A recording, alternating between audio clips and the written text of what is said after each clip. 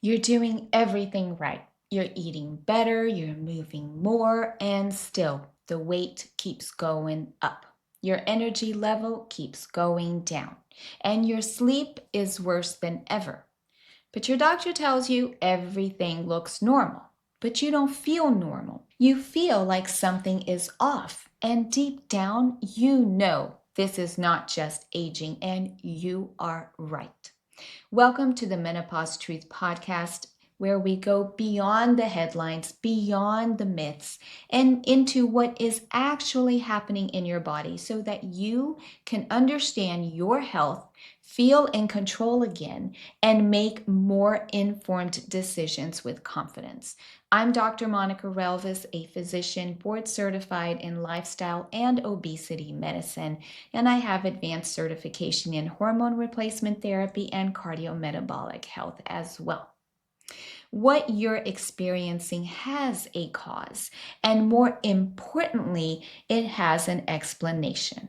There is something that happens in your 40s and 50s that most women are never taught about. I call it the silent shift. It doesn't happen overnight, it happens gradually, quietly. And by the time you feel it, it has been happening for years. Estrogen starts to fluctuate and eventually it declines. But estrogen is not just about hot flashes. Estrogen affects your brain, your metabolism, your blood vessels, your bones, your sleep, your insulin sensitivity. So when estrogen changes, everything downstream changes too. And here's the problem. Most of these changes do not show up on routine labs. So you're told everything is normal while your body is clearly telling you that something is not. Let's break this down because once you understand this, everything starts making sense. So, number one, insulin resistance starts to rise.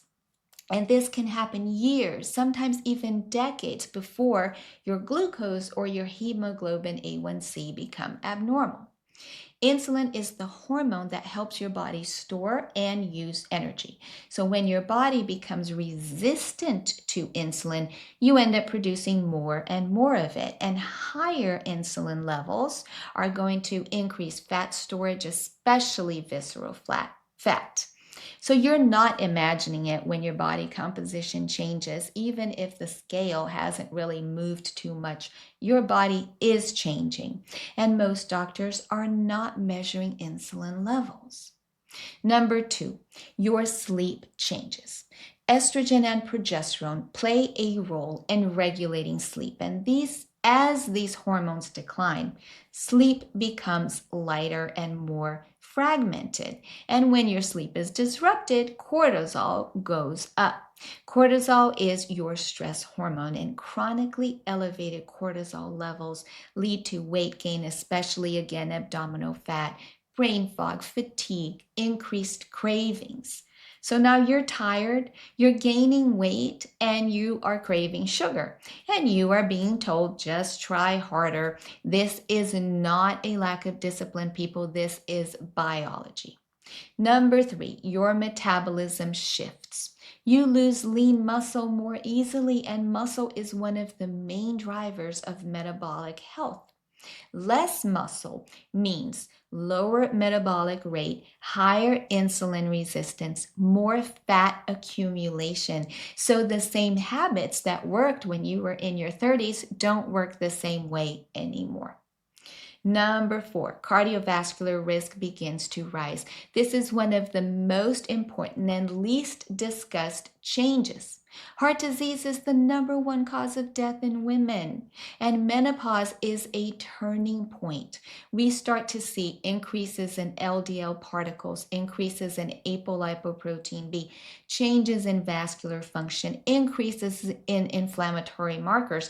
But early on, these changes are subtle and they're often not fully evaluated. Number 5, bone loss begins silently. You don't feel bone loss. Sometimes the first sign of osteoporosis is a fracture, which means by the time it's detected, it's often advanced. So when someone tells you, I take calcium, vitamin D, and exercise without any context or strategy, that is not enough.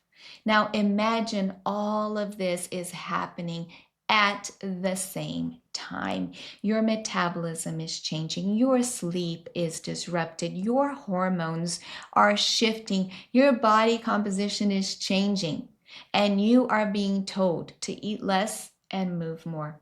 Of course, that feels frustrating because it is. You are trying to apply the same strategies to a completely different physiology, and no one has adjusted the plan for you. Now, let's talk about hormones because this is where a lot of confusion can happen. Hormones can help, and for many women, they can be life changing. They can improve your sleep, hot flashes, your mood, your genitourinary symptoms, and in some cases, they also support metabolic and bone health. But hormones are not magic, and they do not replace strength training, adequate nutrition, sleep optimization, cardiometabolic risk assessment, and they do not automatically completely protect you from heart disease and osteoporosis. So if someone tells you, just take hormones and you'll be fine, that is incomplete. And if someone tells you you don't need hormones, just live with it, that is also incomplete. The truth is in the middle. Hormones are one piece of the strategy, a very important piece, but they're not the only piece. What you need is not dismissal. What you need is not a generic answer or plan. What you need is to be heard, to be evaluated properly, to understand what is happening in your body, and to have a plan that reflects that. A plan that may include lifestyle interventions, targeted lab evaluation, bone health assessment, cardiovascular risk assessment, and, when appropriate, hormone therapy, not as a shortcut, but as a part of a strategy, because this phase of life is not the beginning of decline. It is a transition, a shift, a silent shift, like I like to say. And with the right approach, it can be a powerful one. If this resonated with you, if you felt seen in any part of this, you are not alone. And more importantly, there is a path forward. In the next episode, we are going to talk about why your doctor says you're fine when you know you're not, and what is missing from that conversation, because you deserve more than just reassurance. You deserve understanding. You deserve care that actually reflects what is happening in your body. I'll see you in the next episode.